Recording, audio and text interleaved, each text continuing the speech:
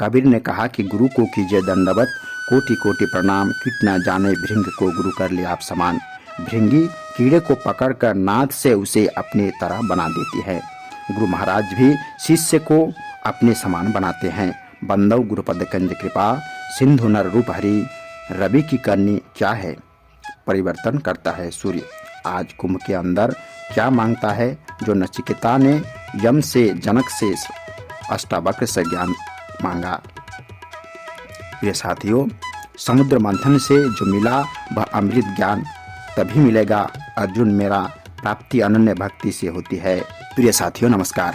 कुंभ महापर्व प्रयागराज में सद्भावना पद यात्रा 28 जनवरी 2025 अपराह्न 10 बजे पूरी तैयारी के साथ प्रेमियों की अपार भीड़ के साथ बजरंग दास मार्ग से कुंभ स्थल के चौराहे से होते हुए आगे बढ़ने लगी। श्री सद्गुरुदेव महाराज जी एवं सुसज्जित रथ पर आसीन हुए, उनके आगे श्री विभू जी महाराज एवं श्री सुरेश जी महाराज पैदल चल रहे थे। साथ में मानव सेवा दल के वॉलंटियर चल रहे थे।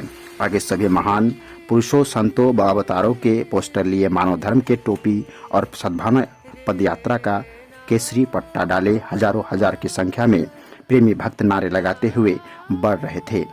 श्री महाराज जी के रथ के बाद पूज्य श्री अमृता माता जी भय रथ पर विराजमान थी, जिनके आगे बाई गण चल रही थी। उनके आगे महिलाएं नारे लगाते हुए चल रही थी। सतपाल महाराज का एक ही नारा, जागे भारत देश हमारा। जागे है जगाएंगे, आत्मज्ञान फैलाएंगे। जब फैलेगा आत्मज्ञान तभी बनेगा देश महान। हमारा देश कैसा हो, राम राज्य जैसा हो।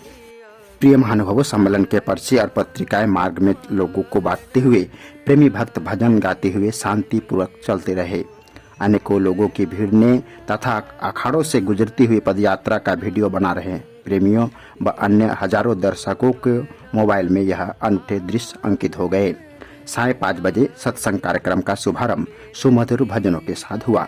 महात्मा जी ने कुंभ के अमृत महापर्व पर अपने विचार रखे और कहा कि मानव शरीर इस ब्रह्मांड की रकाई है और ब्रह्मांड में कहीं भी अमृत है तो इस शरीर में ही उसकी प्राप्ति हो सकती है। आर्य ग्रंथों में सत्य धर्म की अनूठी ये आवाज है। महापर्व कुंभ में यह अमृत का मय प्रयागराज है।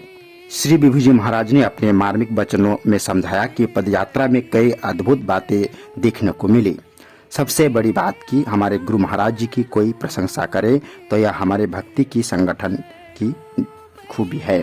योगी जी ने आप सबके धैर्य की प्रशंसा की।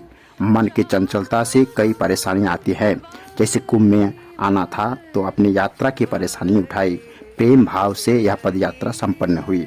अच्छी बात है। अनेक लोगों ने कहा कि आपकी संस्था ऑर्गेनाइजेशन में बड़ा संतुलन है, तो यह आप सबके लिए बड़े गौरव की बात है।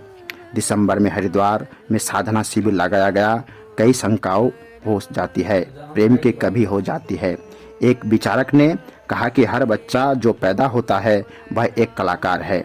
जैसे कलाकार के कई रोल हैं, लोगों के भी कई रोल, कई संबंध, कई कार्य व्यवहार है। जब मैं था तब हरि नहीं, तब हरि था तो मैं नहीं। प्रेम गली अति साकरी, या में दो न समाये। प्रिय सजनबिन, जब मन और आत्मा का मिलन होगा तभी वास्तव में राम राज आएगा। कई सांस्कृतिक कार्यक्रमों की प्रस्तुति से बच्चों व युवाओं ने कभी को आकर्षित किया। श्री सद्गुरुदेव महाराज ने अपने अमृतमय वचनों में कहा कि आज की शोभा यात्रा में सभी ने प्रतिभाग किया। ऐसी ही यात्रा नासिक कुंभ में निकली थी। बद्रीनाथ धाम से कई लोगों की दिल्ली की पदयात्रा में हर पहाड़ पर संबोधन हुआ। उसकी तरह सिलीगुड़ी से वह गुजरते हुए भी निकली। समुद्र मंथन में जब धन्वंतरी अमृत कलश लेकर निकले तो भगवान विष्णु ने मोहिनी रूप में अमृत देवों को तथा मंदिरों दैत्यों को बांट दी। अमृत के लिए पात्रता हमारे अंदर जिज्ञासा होनी चाहिए। मुद मंगल संत समाजू, राम भक्त जहाँ सुर सही धारा, उससे लोग ज्ञान को प्राप्त करते हैं। हरि जो भजे सो हरि का होए। गंगा जमुना की दो धाराएं हैं और अंदर सरस्वती से मिलकर संगम होता है। अलकनंदा मंदाकिनी से फिर धौली भागीरथी से मिलकर गंगा बनती है। श्री महाराज जी ने अपने कर कमलों से मानव धर्म के बढ़ते हुए चतुर्मुखी प्रचार प्रसार के मद्देनजर श्रद्धालुओं की प्रेरणा हेतु मानव धर्म ऐप का लॉन्च किया।